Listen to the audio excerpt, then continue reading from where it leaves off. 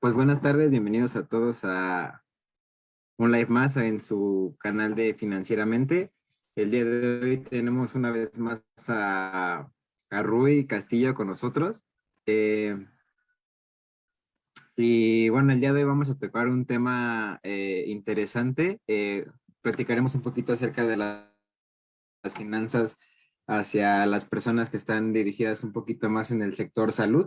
Y pues nada, le dejo aquí la pantalla a Rui, si nos quiere contar un poquito de cómo le fue hoy o así, o si no, pues listo, Rui, te cedo el micrófono.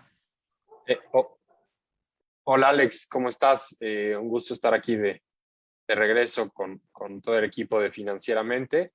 Eh, Ruge, y bueno, pues hoy vamos a hablar un poquito sobre este tema de finanzas para médicos o especialistas del sector salud, ¿no? Aquí entran pues desde personas que se dedican a medicina general o tienen alguna especialidad, que tienen su propia consulta, dentistas, incluso algunos profesionistas independientes, ¿no? Terapeutas, veterinarios. En general, estos profesionistas de alta especialidad en el sector salud tienen características muy particulares porque tienen que estudiar por muchos años. Comienzan a tener un desempeño profesional y empiezan a generar ingresos de una forma más tardía que otras profesiones. Y también por lo mismo, bueno, esto requiere una muy buena planeación de sus finanzas porque muchos de ellos, cirujanos, por ejemplo, los ortodoncistas, entre otros, requieren tener capacidades motrices, poder tener buena visión, tener, digamos, esa agilidad, ¿no?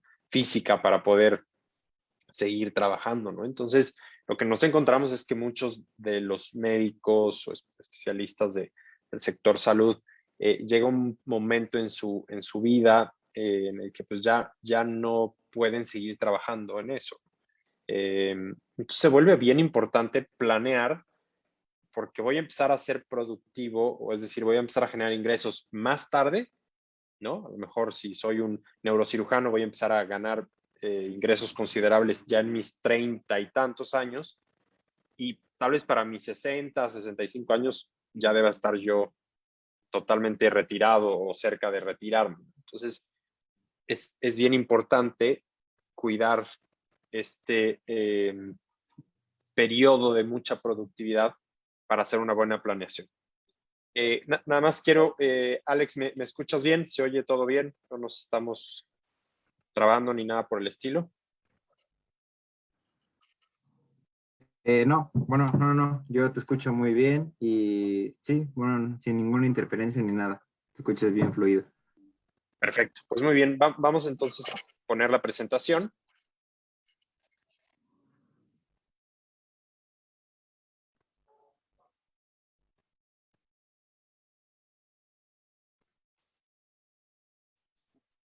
Perfecto. Entonces, bueno, esta es una charla, una conferencia que hemos llamado Doctor Prospere sus finanzas, una prescripción de riqueza y salud financiera para médicos y expertos del sector salud. Y bueno, aquí lo primero que siempre traemos a colación es, bueno, muchas personas creen que ahorrar el 10% de su ingreso para el retiro es correcto. Y esto es cierto únicamente si empezamos a ahorrar e invertir el 10% de lo que ganamos en nuestros 20, en la década de nuestros 20 y sobre todo 21, 23, 25 años. Pero no sería verdad para la mayoría de los médicos y aquellos que tienen especialidad que empiezan a generar ingresos a sus 30, 32, 34 años, ya perdieron esa década muy importante y su tasa de ahorro en realidad debe ser mucho más alta, cercana al 20 o 30% de lo que ganan o incluso más si se quieren retirar alrededor de los 60 años, ¿no? Otro mito, realidad, es que no hay nada mejor que los bienes raíces para invertir. Y esto, lo que hemos encontrado es que pues, es un paradigma erróneo porque los bienes raíces son bien importantes en la construcción de un portafolio patrimonial, pero no están libres de riesgo, ¿no? La crisis del 2008 estuvo relacionada con un tema hipotecario, tuvo un impacto durísimo en el mercado inmobiliario y también nos encontramos que, por ejemplo, hay propiedades en lugares donde hay ahorita muchísima violencia o inseguridad y los precios han caído. Pensemos en la Ciudad de México, que cada X tiempo hemos tenido temblores o sismos muy, muy fuertes y hay edificios que llegan a tener afectaciones que prácticamente los dejan tan dañados que ya no son habitables, ¿no? Entonces hay riesgos también en el mercado de bienes raíces y es bien importante no casarse solo con esta idea de la tierra y los ladrillos son lo más seguro porque también tienen riesgos. Y finalmente, pues, darse cuenta que la riqueza no está en función de cuánto ganamos, sino de cuánto ahorramos e invertimos. Lo hemos platicado muchas veces. A lo mejor una persona que gana 20,000 pesos al mes, pero ahorra la mitad y lo hace así durante 20 o 30 años, terminará con mucho más riqueza que alguien que ganaba a lo mejor 100,000, pero se gastaba todo eso e incluso se endeudaba, ¿no? La riqueza se va construyendo por la acumulación de activos, porque no nos gastamos todo, sacrificamos consumo, ¿no? Pero separamos ese dinero para poder invertir en cosas, en activos, en instrumentos que a lo largo del tiempo nos van a generar dinero y también van a ir subiendo de valor, ¿no? Entonces nos van a ir generando esta riqueza. Ahora, la receta para la salud financiera que le recomendamos a los médicos tiene 8 puntos críticos. Uno es que tengan una visión en mente. Es bien importante saber a dónde va uno financieramente, así como profesionalmente o como familia podemos plantearnos objetivos, metas de corto, mediano y largo plazo. Lo mismo tiene que ser con el tema de nuestras finanzas y nuestra economía familiar. El segundo punto es tomar control de nuestro futuro financiero usando un presupuesto. En particular, los médicos, como sucede con muchos profesionistas independientes o autoempleados, tienen que ser muy cuidadosos en separar las finanzas del negocio o digamos de su profesión, de la consulta, de su actividad económica, de lo que son las finanzas personales, ¿no? Porque muchas veces encontramos que se hacen estas mezclas, Alex, y pues, creemos que todo lo que está entrando de consulta, pensando en un dentista o en un médico, ya es todo para gastarse personalmente, cuando en realidad habría que separar, bueno, los insumos del consultorio, a lo mejor hay que pagar a algún empleado, luz, agua, impuestos, todo eso, ¿no? Entonces siempre algo que recomendamos es separar las cuentas de lo que sería el negocio o la consulta de aquellos ingresos que son, o digamos, de lo que ya es la cuenta personal, ¿no? Tercero, construir un fondo de emergencia. Cuarto, ahorrar e invertir para el retiro, como una prioridad. Blindar su vida, salud y patrimonio. Aprender a elegir los asesores, ya sean contadores, financieros, abogados. Solo tener deudas que lo hagan a uno más rico. Y también ser un médico experto en finanzas, ¿no? Entonces, el punto número 1 es tenga una visión en mente que debe responder a estas 4 preguntas. ¿Cuáles son sus prioridades en la vida? Hay que tener bien claro esto y hacer el ejercicio de imaginación y de autoconocimiento para definir, bueno, qué es lo que quiero yo lograr a corto, mediano y largo plazo, ¿no? Esto se conecta con, bueno, cuáles son mis sueños, qué metas tengo, qué objetivos, qué me motiva. Y después, ya que pude definir eso, que tengo la suerte de saber a dónde quiero ir, tengo que ponerle un monto de dinero. ¿Cuánto dinero necesito para lograr esto? Y es bien importante ser realistas, ¿no? ¿Cuál es la situación hoy? ¿Con cuánto cuento hoy? Y partir de ahí, no hacer, digamos, juicios o asumir algo de forma irreal, porque eso no nos ayuda a poder trazar un camino pues acertado, realista o que nos permite ir avanzando. Tenga un plan con pasos concretos y sígalos, ¿no? Entonces, aquí sería también bien importante cuando tenemos una meta de largo plazo. Quiero juntar un día 1 millón de pesos. Oye, pues no tengo nada, ahorita tengo 0. Bueno, pues si tu meta es juntarlo en 10 años, pues eso más o menos requeriría que juntes 100,000 pesos por año y serían más o menos 8,000 pesos por mes. Pero además, si lo inviertes, tal vez en lugar de tener que separar esos 8,000 pesos, con que separaras 5 o 6,000 y bien invertidos, podrías tener tu 1 millón de pesos, ¿no? Pero hay que irlo separando en estos pasos chiquitos, en estos objetivos de corto plazo que a la hora de sumar todos esos pasos, pues terminas llegando a esa meta, ¿no? A esa punta de la montaña o objetivo. Luego tenemos lo que dice George Kinder, que pues, básicamente, bien importante, es acerca del significado no del dinero. Si mi inversión no está real y profundamente atada a lo que creo es más importante en mi vida, pues las acciones que compre, mi plan inmobiliario, mi plan de retiro, pues los puedo lanzar por la ventana porque al final no sé a dónde quiero ir. Como el gato de Alicia en el País de las Maravillas. Oye, gato, qué camino tengo que tomar? Pues no, le contesta al gato, pues ¿a dónde quieres llegar? No sé, entonces no importa qué camino tomes, ¿no? Es este mismo principio. Ahora, el conocimiento de nuestros procesos internos y de los del entorno es muy importante. Conforme yo pueda entender más los problemas, los desafíos que enfrento y también tenga mayor conocimiento de mis miedos, de mis aspiraciones, de mis sesgos cognitivos y más entienda cómo opero, ¿no? Internamente, mejores decisiones voy a tomar el dinero. Un ejemplo claro de esto. Si yo ya sé que cuando salgo, no sé, voy a un bar con mis amigos y empiezo a tomarme una cerveza y tomo otra y empiezo a tomar mucho, eso pudiera fomentar que yo después invite a otros y empiece a gastar más dinero y se me vaya el control ahí con la tarjeta de crédito. Entonces tengo que cuidar, pues no llevarme una tarjeta, a lo mejor llevarme una cantidad específica de efectivo y autolimitarme para no poder perder el control ahí. No hay muchos ejemplos. Si me voy de compras a un centro comercial, compras en línea, les pasa mucho a los padres, ¿no? Si los hijos empiezan a llorar y están en un lugar público, entonces para pues contentarlos les compran cosas y luego no somos conscientes de estas dinámicas, ¿no? Que son más de comportamiento humano, pero una vez que las identificamos y entendemos qué está sucediendo, es fácil tomar acción para corregirlas, ¿no? Entonces, es bien importante también entender cómo opera nuestra psicología en ese sentido. Punto número 2 es, bueno, tomar control de su futuro financiero usando un presupuesto. Entonces, recuerden que aquí la idea es, yo no puedo mejorar aquello que no mido. Si yo no sé en qué se va mi dinero, pues ¿cómo voy a optimizarlo?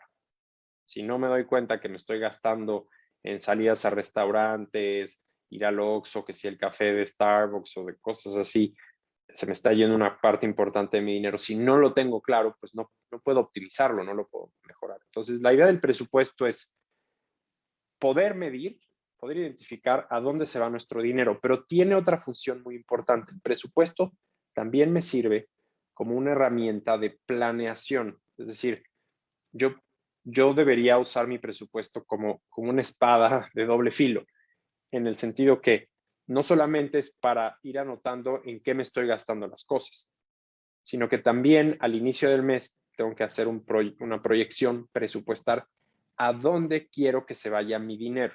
Entonces, el presupuesto, la mayoría de las personas lo ven como un ejercicio de flojera de, ay, tengo que estar anotando que me gasté en estos chicles o en esta salida o en la luz, agua, gas que pagué tanto. Eso es importante para saber en qué se está el dinero. Pero para mí es todavía más crítico, Alex, el usar el presupuesto para que le digas a tu dinero a dónde quieres que se vaya, ¿no? Entonces, si tú sabes que este mes vas a tener 100 pesos y para ti es muy importante poder gastarte 20 pesos en salidas, bueno, pues lo tienes que presupuestar. Y entonces eso te empieza a dar control sobre tu dinero y empiezas a tomar decisiones en función de lo que son prioridades para ti. Y no vas, como muchas veces sucede, que vamos al día a día y, ay, vente acá y vamos a esto, me ofrecieron esto y va uno gastando dinero porque no hay otro propósito. Pero cuando yo tengo esa claridad de en qué quiero que se vaya mi dinero, bueno, pues eso me da un enfoque y me da una capacidad de también decir no a lo que sé que no es importante para mí. Bueno, también además Tips. como que, Sí. perdón, te quería decir, además también como que te da, bueno, no lo he hecho, pero supongo que ahorita como por lo que comentas así como que te da como más libertad, como que en parte te sientes como menos presionado, ¿no? Porque sabes que ya tienes destinado como ese dinero como para eso. Exactamente. te da también mucho más control. Creo que eso es muy, muy interesante, ¿no? Te permite tomar decisiones, tener información. Es una herramienta que requiere disciplina, requiere constancia, pero puede ser muy poderosa y tener un impacto muy, muy fuerte a largo plazo. Ahora, en el tema de algunos consejos o tips para el control de presupuesto, bueno, separar los fondos del negocio de los personales. 2, tener una simple contabilidad que les dé información útil. 3, mantener siempre los egresos debajo de los ingresos. Esto suena muy obvio, pero no es tan fácil, ¿no? 4, automatizar los pagos importantes y recurrentes, todos los servicios, gastos fijos que cada mes suceden. La recomendación es no pierdas tiempo o energía mental en eso. Da una tarjeta y domicílialo y que suceda en automático. Identificar las debilidades en gastos. Tener una cita no romántica con su dinero un par de veces al año. Hacer una revisión, una evaluación de cómo estamos manejando el dinero. Facilitar el acceso al flujo de efectivo. Mantener los egresos a raya y, bueno, también negociar todo, ¿no? El no dar por hecho que el costo o el precio de un insumo o de ciertos gastos ya tiene que ser ese en automático, sino buscar formas de optimizar también, ¿no? Creo que es algo que en la pandemia muchos negocios, empresas, personas físicas aprendieron, ¿no? Desde la casa, oye, pues cuando estás en una crisis económica tienes que buscar cómo reducir el gasto, ¿no? Y eso genera esta creatividad, este ejercicio de optimización. El tercero es construir un fondo de emergencia. El fondo de emergencia no es para invertirlo y no es para que me genere riqueza. El fondo de emergencia, si lo invertimos, será para que mantenga algo de su valor adquisitivo, intentar cubrir la inflación, que crezca por lo menos igual que la inflación. Ahí funcionan muy bien estos esquemas donde puede uno invertir en UDIs, los CETES, algunos pagarés bancarios, pero lo que es muy crítico del fondo de emergencia es que tiene que tener una liquidez elevada. El concepto clave aquí es la liquidez y esto se refiere a la posibilidad, la rapidez, qué tan disponible está ese dinero para que yo lo tome y pueda enfrentar gastos o egresos o cualquiera de estas cosas, ¿no? Entonces, si yo tengo un fondo de emergencia grande y me compro un terreno, esa es pésima decisión, porque a lo mejor cuando llega la emergencia, pues de aquí a que vendo el terreno, ya pasaron varios meses, ¿no? Entonces, bien importante la liquidez, no amarrarse a plazos largos. Nosotros hemos dicho que máximo en un fondo de emergencia, pues, tener instrumentos que vencen cada mes, por ejemplo, CETES a 28 días, ¿no? Máximo. Por el otro lado, qué tan grande debe ser el fondo de emergencia. Siempre te dicen los expertos, de 3 a 6 meses. Sí, si tú eres una persona, vamos a poner una persona relativamente joven, que tiene una profesión de alta demanda, en un entorno económico dinámico, ¿no? Que hay crecimiento, ¿no? Pensamos en un programador que ahorita están teniendo mucha demanda, pues pierdo mi trabajo y lo más probable es que en un mes o 2 meses ya tenga otro. Bueno, un fondo de 3 meses de gastos debería ser suficiente. Pero si soy, por ejemplo, un médico que tiene 63, 64 años, que ya no tengo la misma destreza ni la misma energía, tal vez ya no estoy tan actualizado, mi consulta ha ido disminuyendo porque pues, ya van buscando médicos más jóvenes. Mi fondo de emergencia debería ser bastante más grande, a lo mejor 8, 9, 12 meses de mis gastos en un fondo muy líquido. Entonces es bien importante no solo decir ese X número, sino pensar, bueno, ¿qué tan fácil es que yo pueda sustituir la fuente de ingresos que tengo actualmente? Si la respuesta es muy sencillo, porque te están todo el tiempo cayendo ofertas, si estás en una profesión o en un sector muy demandado, pues puedes tener un fondo de emergencias relativamente chico, 3 meses está perfecto. Incluso habría casos donde 2 meses es suficiente. Pero si haces algo tan sofisticado que si te quedas hoy sin trabajo puede pasar mucho tiempo, un año, para conseguir chamba, mejor tener un fondo de emergencias bastante más grande, ¿no? Generalmente recomendamos que a mayor edad también vaya aumentando el tamaño de su fondo de emergencias, ¿no? Ahora, bien importante también para los médicos y expertos del sector salud, que muchos de ellos son autoempleados, son profesionistas independientes, dependen de ellos mismos, que vayan creando su propio plan de retiro.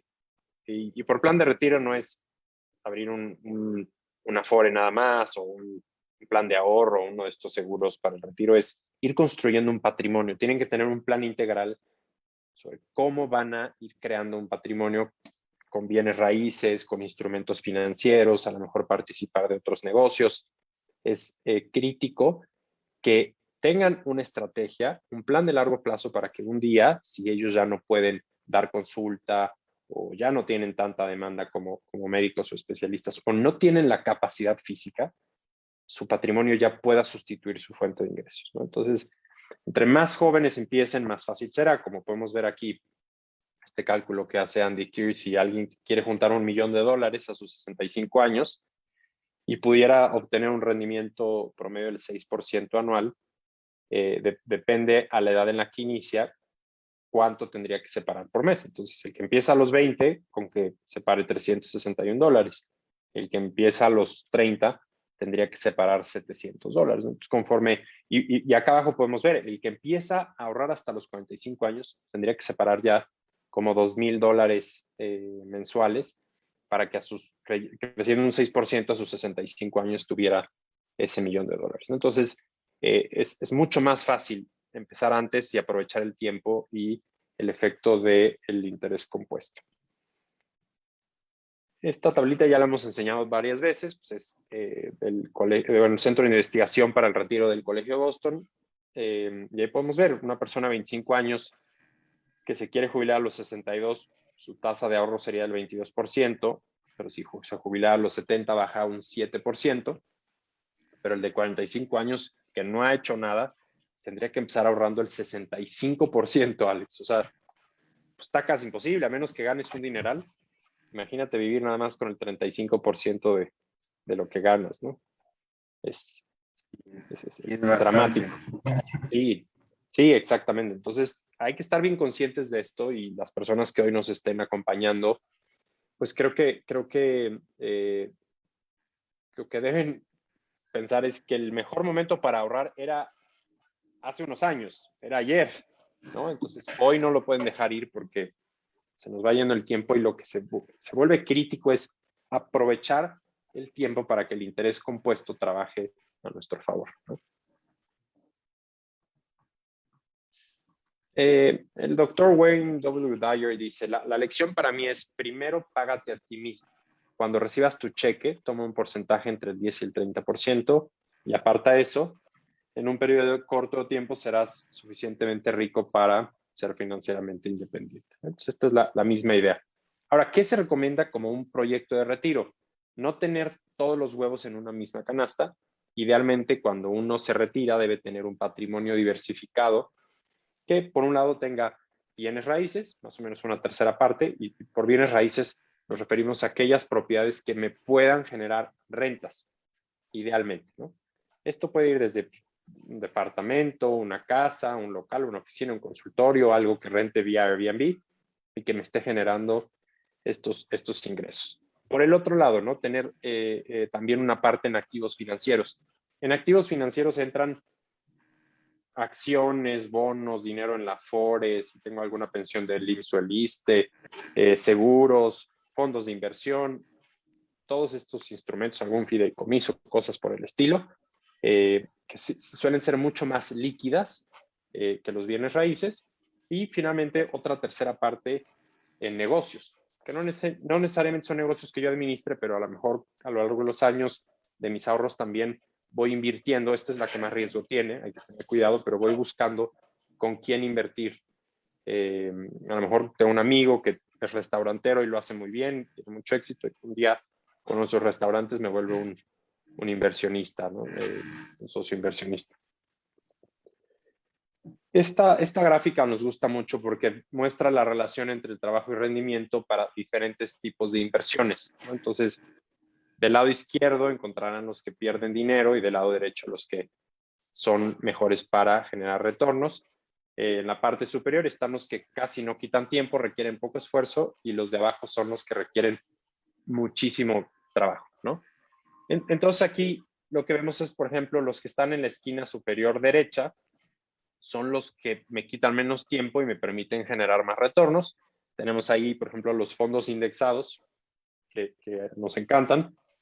Y un fondo indexado es este paquetito donde vienen un grupo de acciones o de instrumentos financieros. El más famoso es por ejemplo, el fondo más grande del mundo es un ETF, es un fondo que va replicando al índice del Standard & Poor's 500, que en realidad va siguiendo el desempeño, el valor de las 500 y tantas compañías más grandes de los Estados Unidos, ¿no? Entonces, yo puedo comprar un título de un fondo que sigue al Standard & Poor's 500 y a lo mejor me costó 2,000 pesos o 3,000 pesos o 7,000 pesos, pero ya en ese paquetito está invertido siguiendo en muchos cachitos a estas compañías más grandes y voy siguiendo su desempeño, ¿no? Y estos instrumentos a largo plazo, es muy importante, son de largo plazo, pueden ser una excelente forma de generar riqueza, ¿no?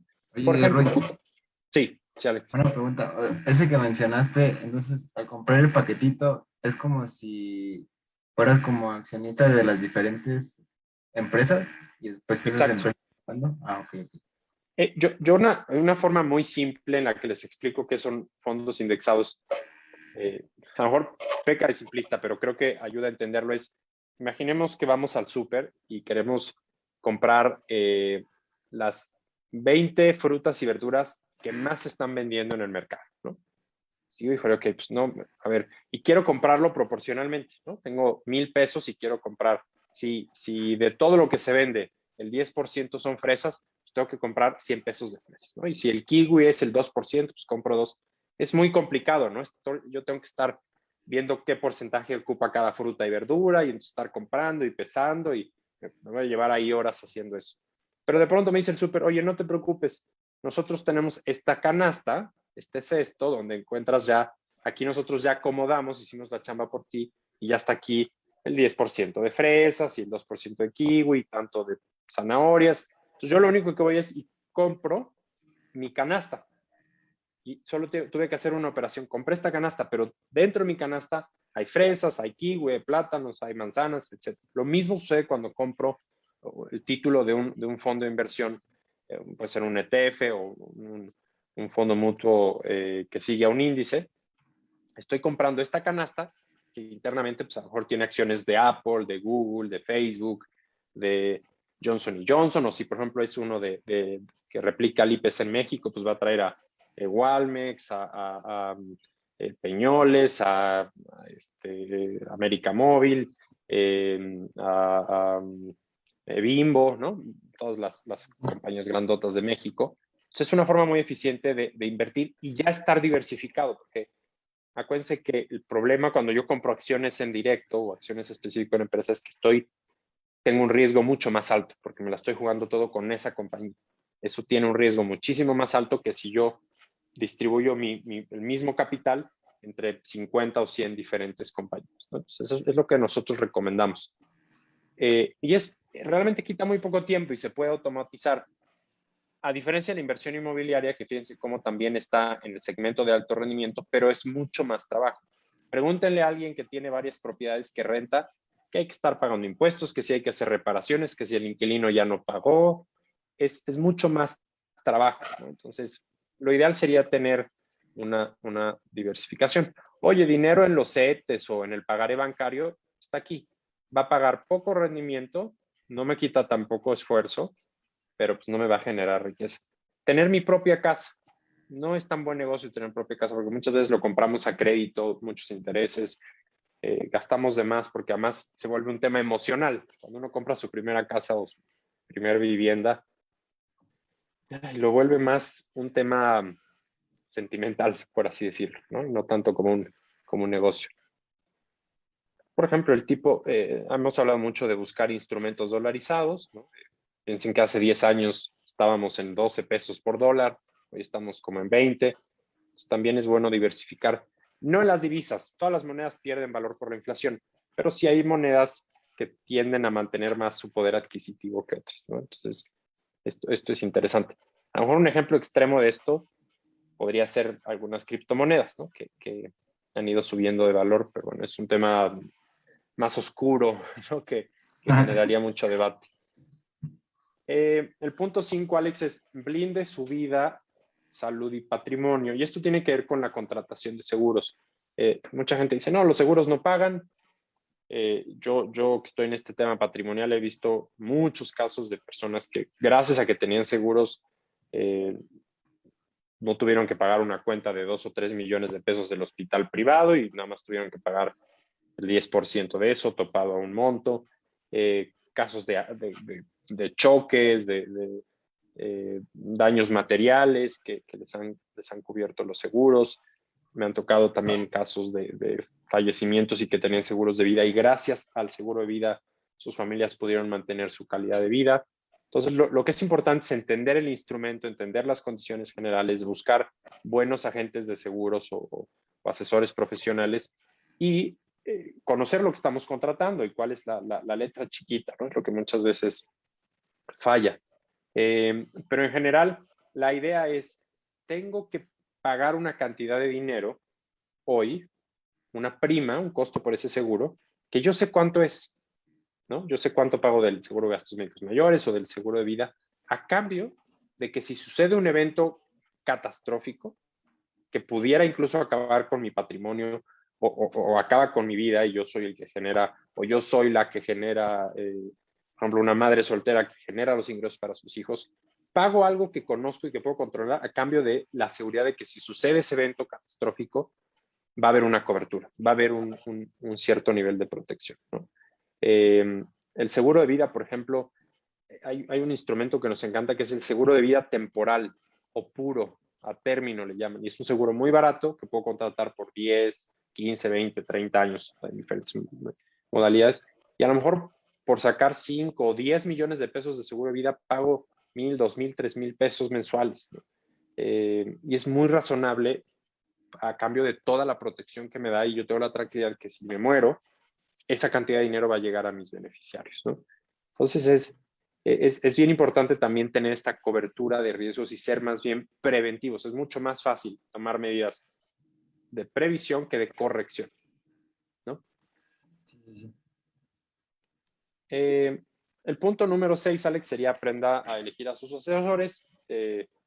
¿No? La idea es pagar por calidad y resultados cuando se trata de asesoría legal, fiscal, seguros, inversiones, retiro, pues todo este tema, ¿no? Es muy importante definir bien esta relación con nuestros asesores, pedir referencias, ser duros con ellos en el sentido de entender qué nos proponen, por qué lo proponen y finalmente pues hacer siempre una evaluación y una comparación adecuada entre diferentes asesores, ¿no?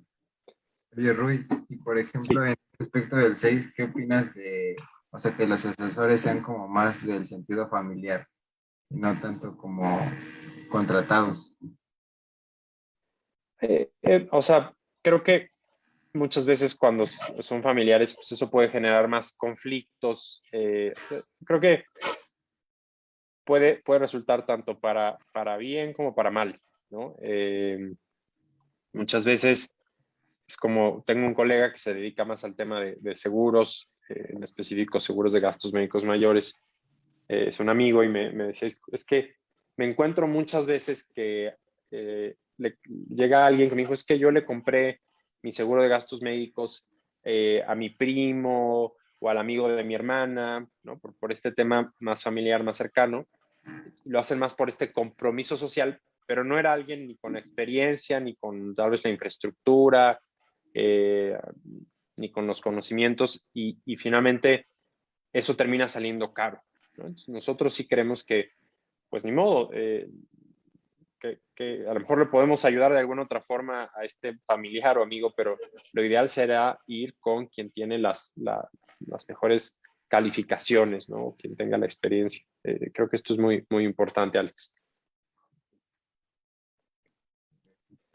El punto número 7 es solo tenga deudas que lo hagan más rico, ¿no? Entonces, Forbes México dice que Hoy los millennials, su rango de deuda va desde los $12,000 para quienes tienen 21 años hasta $72,000 para quienes rondan los 30. Entonces, bueno, una década perdida de ahorro por un millennial que paga deudas puede implicar perder entre 2 y 6 millones de pesos valor de hoy su retiro, ¿no? Entonces es bien importante entender que hoy uno de los mecanismos que nos empobrecen es estar pagando intereses, estar gastando más de lo que ganamos, utilizar tarjetas de crédito, préstamos personales y estar viviendo por encima de nuestra capacidad, por encima de nuestros medios. Eso es eso es una fórmula para el fracaso financiero, ¿no? Entonces, si va a tener una deuda, que sea una deuda que lo haga más rico, pide un préstamo, compre una casa y réntela y que la rente pague la hipoteca. Sí, va a tener que pagar un enganche más alto, 20, 30%, pero ese es un ejemplo de un buen uso de deuda. Pero si voy a usar mi tarjeta de crédito, comprarme un celular, un iPhone, y voy a ir pagando el mínimo, voy a terminar pagando 2 o 3 veces lo que costaba ese iPhone y después de 2 años de pagar, lo voy a vender en el 40% o 30% de lo que costó. Terrible negocio. Muy mala estrategia en ese sentido, ¿no? Finalmente, el punto 8 es, sea un médico experto en finanzas. Los médicos, después de tantos años de estudio y formación, tienen toda la capacidad para aprender sobre finanzas y tener un buen dominio del tema, ¿no? Entonces, aquí, por ejemplo, yo preguntaría, bueno, ¿cuánto sabes, Alex, sobre temas como presupuestos y herramientas de control financiero, ¿no? ¿Utilizas Excel, alguna aplicación? ¿Si llevas un registro, no llevas un control? ¿No? Es un tema, por esa sonrisa me imagino que sí un poquito, pero bueno, es luego un tema de disciplina, ¿no? Creo que ya entro en el punto anterior de los 21 años y la deuda de que pagamos más intereses. Creo que todavía no he podido como hacer como ese hábito que siento que realmente, que lo mencionaste, eh, pues no sé, toda la gente que es como, pues sí, todavía como de mi edad o así, creo que en su mayoría no tenemos un hábito como de ahorrar. En cambio, pues gente como un poquito más grande, sí tienen como, no todos, pero sí algunos son como, ¿por qué no destinas tu dinero, como dijiste al principio, en 10% o 20% de tu salario? Y ahorita como que vivimos más como, bueno, ya paso la tarjeta o, bueno, voy pagando poco a poco, pero realmente no lo vemos así como tú lo acabas de mencionar. Exacto. Creo que ese es un punto bien importante y es verlo como un proceso, ¿no? Pero el chiste es sí tener bien claro que si uno quiere prosperar a corto plazo, el objetivo debe ser eliminar deudas. Y puedo eliminar deudas o bajando mi nivel de gastos o manteniendo mi nivel de gastos, pero aumentando mis ingresos y esa diferencia abonarla al pago de deudas. Pero sí debe ser una prioridad, ¿no? El acabar con deudas para entonces ya poder ir haciendo una acumulación y empezar a construir a través del ahorro y la inversión un patrimonio, ¿no? Por ejemplo, el uso de tarjetas de crédito y otros instrumentos de deuda pues es un tema fundamental. Yo siempre les digo, si no estás siendo totalero, o sea, si estás pagando intereses en tu tarjeta de crédito, mal, porque son intereses altísimos, es un negociazo para el banco, le estás dando eh, tu tiempo, porque el dinero, aunque el recurso más valioso que tenemos es tiempo. Cada vez que yo pago intereses, le estoy dando mi tiempo al banco, ¿no? Tiempo de mi vida, minutos de mi vida, ¿no? ¿Cómo afecta la inflación al retorno de las inversiones y al valor del dinero? El tiempo, eso es un tema ahorita muy caliente, muy en boga. La inflación es el peor impuesto a largo plazo porque destruye la capacidad de compra, el poder adquisitivo de nuestro dinero. Cuando yo era chiquito, si yo iba a la tiendita con $1 me compraba un mazapán. Hoy un mazapán en el Oxxo te cuesta $5.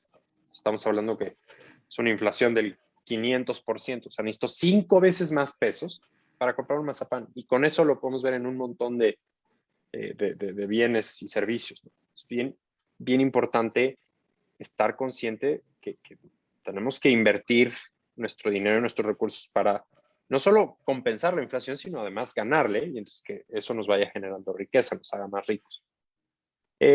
¿Cómo generan los intereses las cuentas de ahorro? Este es otro punto crítico. Ahorita hay muchos esquemas fraudulentos y pirámides, y inversiones en criptos y en fondos y forex que ofrecen en plataformas que hasta garantizan rendimientos absurdos. Para mí estos son esquemas totalmente fraudulentos, no hace sentido.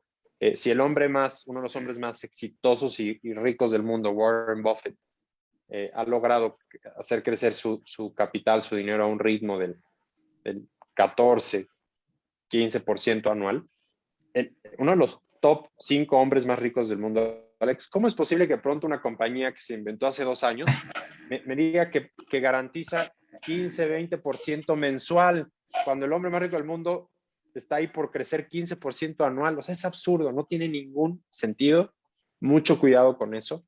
Cuando alguien les ofrezca un interés, un rendimiento, hay que preguntar de dónde viene. A ver, ¿me estás pagando intereses del 8% anual a mí porque tú le prestas a otras personas al 20%? Ok, bueno, pues ya entiendo que el riesgo ahí es, si tú no les logras cobrar, pues tampoco me vas a pagar a mí, ¿no? Que sucede muchas veces con las cajas de crédito o esquemas así, pero por lo menos entender, bueno, ¿cómo me están pagando? Oye, tú estás ganando aquí porque compraste acciones de empresas tecnológicas como Google, Amazon, Facebook, Netflix, Tesla, y pues te pagan dividendos, y también si las expectativas de estas compañías son buenas, también va subiendo el valor de las acciones. Órale, está muy claro, ¿no? Pero hay que entender de dónde viene. Cuando algo suena muy bueno para ser verdad y no, además no puedo entender de dónde generan el dinero, huyan, corran, porque probablemente hay algo ahí que no esté bien. ¿Cuál es el efecto de las tasas de interés de referencia en los mercados de deuda? Bonos, créditos, hipotecarios, etcétera. Y aquí es este tema de, ya subió Banco de México la tasa de referencia. Cuando estamos enfrentando una crisis económica, típicamente los bancos centrales bajan las tasas de interés para que el costo del crédito sea menor, porque acuérdense que luego los bancos se fondean, digamos, al costo, a esta tasa de interés que determina el Banco Central. Entonces, si la tasa de interés de referencia de Banxico, Banco de México, baja, esto impactará los productos de crédito de los bancos. Entonces, créditos hipotecarios, créditos automotrices, créditos personales, líneas revolventes, cosas del estilo, van a ser más baratas, y como ya es más barato el crédito, también me incentiva a consumir, a gastar. Y esto, de alguna forma, lo que se espera es que estimule la economía, ¿no? Pero a lo mejor, como está sucediendo ahorita en Estados Unidos, esto luego tiene un efecto de calentar la economía, empieza a generar inflación, que ya platicamos que es un impuesto brutal, porque te empobrece, porque te alcanza menos con lo mismo. Entonces, empiezan a subir las tasas de interés para frenar un poquito este calentamiento de la economía. O, por ejemplo, en México se usa mucho el subir las tasas de interés cuando empieza a subir mucho el dólar, ¿no? Cuando empieza a debilitarse el peso, se suben las tasas de interés para hacer más atractivo el invertir acá, ¿no? Y de alguna forma fortalecer ahí el peso. Oye, Rui, Sí, Alex.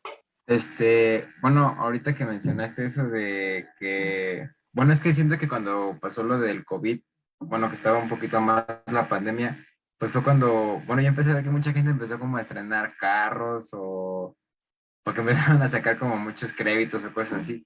Entonces Sí, quiero pensar que pues se debió como a todo eso, ¿no? sí. Sí, porque bajaron con la pandemia, se bajaron las tasas de interés. Precisamente ese es el objetivo, que, oye, pues antes me cobraban el 12% anual para mi crédito hipotecario, y ahorita me cobran el 8%. Voy a sacar, este es el momento, ¿no? Y pido el crédito y compro una casa, y eso ayuda a estimular ahí por el lado de la demanda. Pero entonces, por ejemplo, cuando pasa eso, o sea, no existe como la posibilidad de que la tasa vuelva a crecer, sino que pasa lo de la inflación. Es Bueno, como lo que sucede.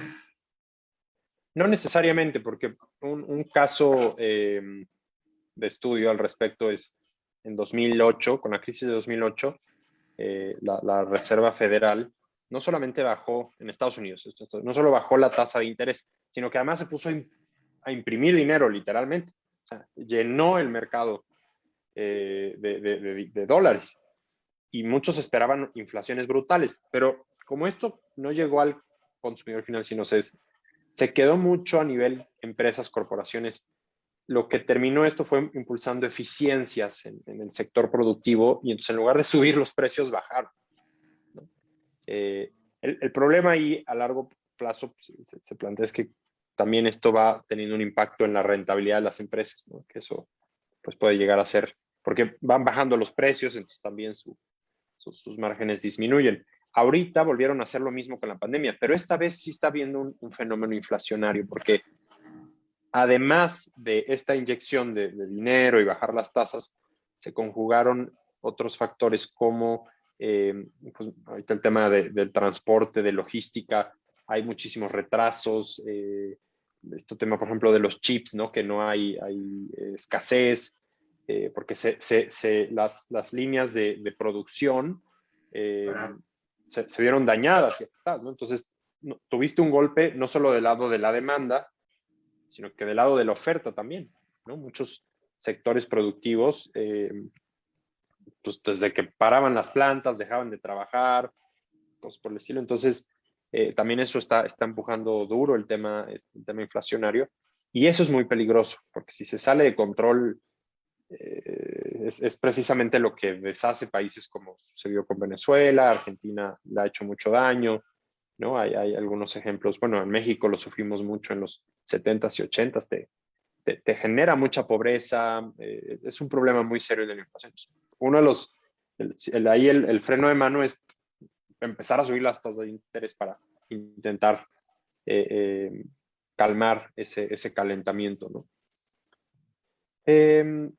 Y, por ejemplo, otros conceptos básicos, ¿no? ¿Cómo cambian los pagos de un crédito hipotecario con plazo de 10 años a uno de 30? Bueno, en México creo que no hay créditos a 30 años. Creo que los más largos son a 20. Pero finalmente, si comparáramos un crédito hipotecario de 10 años o a 20 años, pues uno de entrada diría, oye, pues en el de 10 años vas a pagar menos intereses. Correcto. Pero mi mensualidad también va a ser más alta. Entonces yo tengo que tomar una decisión, no solo en función de cuál es financieramente menos costosa, ¿no? Que en este caso podríamos decir que en términos de intereses, el de 10 años pagaría menos, pero mi mensualidad puede quedar demasiado alta y podría desbalancearme en mi presupuesto mensual. Entonces, ahí mejor vete a uno de 20 años para que tu compromiso mensual sea menos alto, pero ten la disciplina para que cada vez que puedas adelanta capital. Entonces, a lo mejor sacaste el de 20 y acabaste en 10, ¿no? Y finalmente, pero tenías la opción de tener mensualidades más chicas. ¿Sí me explico? Entonces hay que hacer ese tipo de análisis con mucho cuidado. Y finalmente, bueno, ¿cuál es la diferencia entre invertir en una sola acción o un fondo mutuo que invierte en muchas acciones? Ya lo platicamos.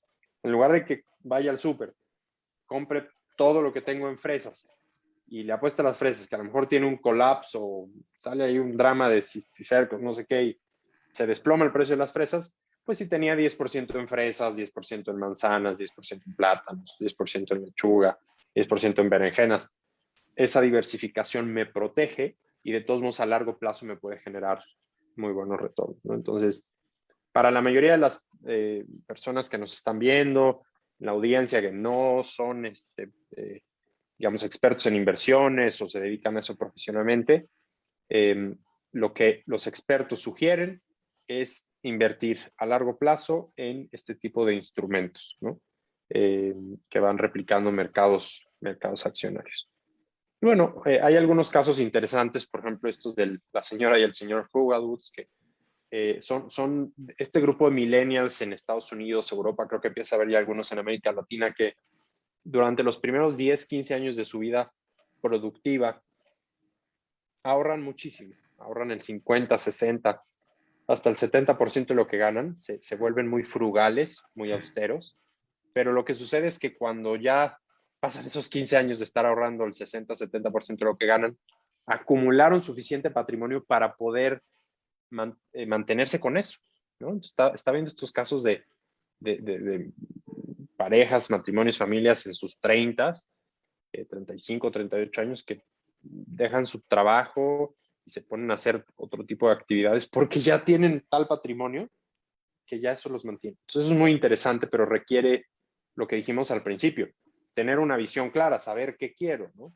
A mí se me hace esto muy radical. Yo prefiero, pues, tener un mejor estilo de vida y a lo mejor me voy a poder jubilar a los 55, 60 años sin haber sacrificado tampoco tanto, ¿no? Aquí los Frugal Woods, por ejemplo, ellos los muebles los compraban en tipo bazares, remates, y ellos los restauraban. Y si iban a un restaurante, creo que solamente cuando de las empresas les pagaban un viaje y les pagaban viáticos, solo ahí. Entonces, era muy radical, pero era lo que ellos querían, ¿no? Se vale.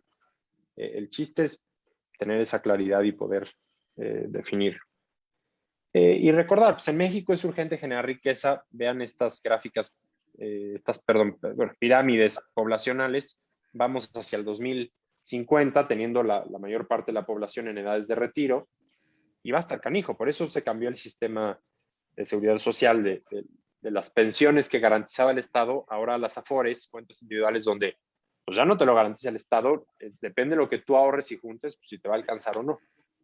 Y aquí la CONSAR dice que 6 de cada 10 mexicanos no han planeado su futuro y consideran que Dios les ayudará cuando sean personas mayores.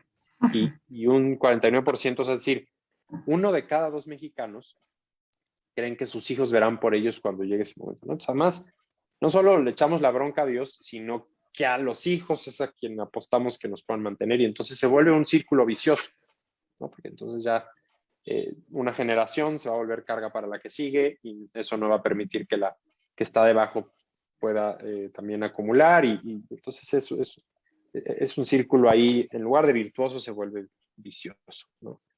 Y bueno, pues finalmente ya aquí concluimos la plática, Alex. No sé si por ahí tenemos alguna pregunta, alguien de los que nos está viendo que quiera A ver, compartir algo, cuestionarnos.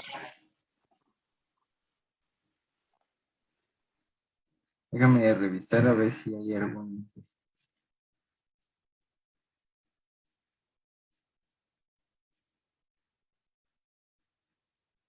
Bueno, sí hay una pregunta que dice, hola, ¿qué porcentaje de mi ingreso debería destinar para mi transporte, ejemplo, la gasolina o así?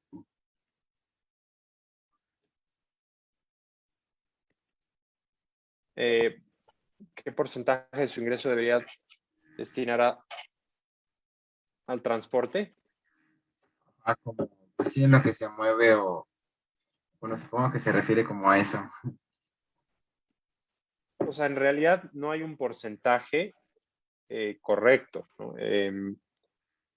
Se supone, o sea, ese tipo de gastos a largo plazo cada vez deberían, pues, representar un porcentaje menor de nuestros ingresos, porque eso quiere decir que estamos ganando más. Creo que aquí lo que sería muy importante distinguir es qué está en mi control. O sea, es decir, si yo tengo que pagar tanto de pasaje o tanto de gasolina porque tengo que desplazarme para ir a hacer mi trabajo, bueno, no está tanto en mi control. A lo mejor puedo hacer uno de estos esquemas como autos compartidos, y entonces les digo a colegas, oigan, pues nos vamos en un coche y nos vamos distribuyendo la gasolina. O sea, lo puedo optimizar. O sea, la respuesta correcta es, pues, entre menor sea el porcentaje que eso ocupa de tu ingreso, pues es mejor, porque entonces te está sobrando más dinero, ¿no? Si la pregunta va del lado de cómo puedo justificar o cómo saber si me voy a comprar un coche, ¿no?, y voy a estar pagando mensualidades, ¿qué sería correcto? Porque muchas veces esta pregunta trae esa connotación, ¿no? Me quiero comprar un coche y voy a estar pagando mensualidades. ¿Qué sería razonable?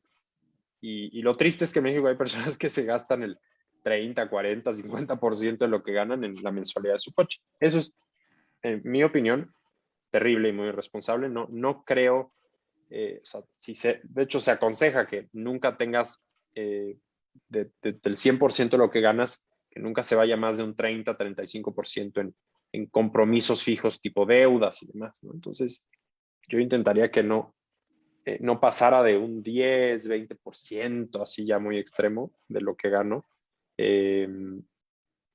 claro, si es mi primer trabajo, me acabo de graduar, necesito un coche, pues sí, va a ser un porcentaje importante. Intenta que sea lo más bajo posible, pero a largo plazo debería representar 10% menos. Bueno, yo solamente tengo una pregunta que de hecho justo creo que vi un meme, algo así ayer o no me acuerdo qué día de estos lo vi reciente, Sí, pero y es referente a lo que dijiste de, de las personas que ahorran, no sé, 15 años en su vida, ¿no? Y sé que al principio tocamos así como el tema de que tenemos que tener como nuestra visión clara lo más que podamos, pero, ujú.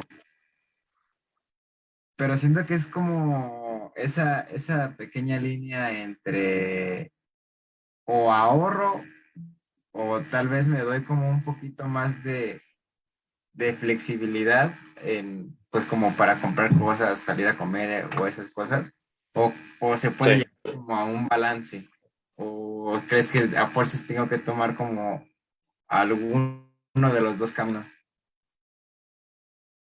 O sea, creo que volviendo a la idea del autoconocimiento y de conocerse, Alex, si tu prioridad en la vida es tener una buena calidad de vida y poder salir y disfrutar y tener buena ropa, entonces eso en automático te lleva a que pues gastes un porcentaje alto de tu ingreso, depende de cuánto ganas, ¿no?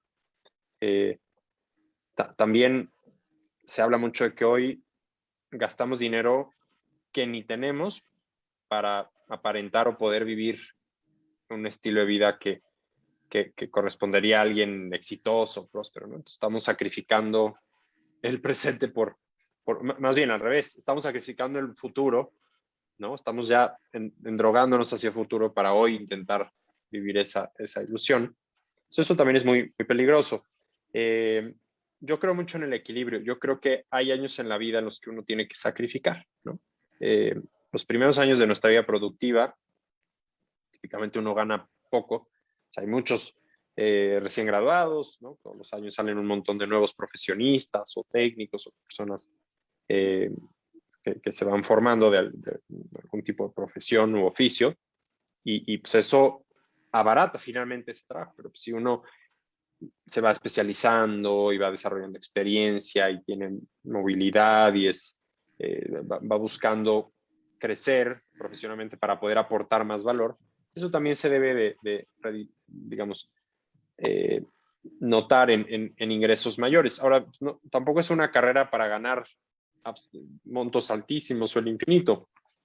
Creo que también es muy saludable definir un estilo de vida que uno quiere tener, entender, bueno, cuánto cuesta la calidad de vida que me gustaría y entonces mi meta debe ser ganar un poco más, por lo menos, de lo que esa calidad de vida cuesta, ¿no? O sea, si tú ya sabes que te gusta tu café diario y poder irte de vacaciones y poderte comprar un celular nuevo cada X tiempo y todo eso, y requiere que tengas ingresos de 100 pesos al mes, bueno, intenta ganar 120 o 130 para que tengas ahí un margen que puedas ahorrar, ¿no? Entonces, muchas veces creo que lo que es más importante es definir qué queremos, cuánto cuesta y entonces trabajar para tener esa estructura. El problema es que como muchas veces no sabemos ni qué queremos, pues vamos ganando más y vamos gastando más.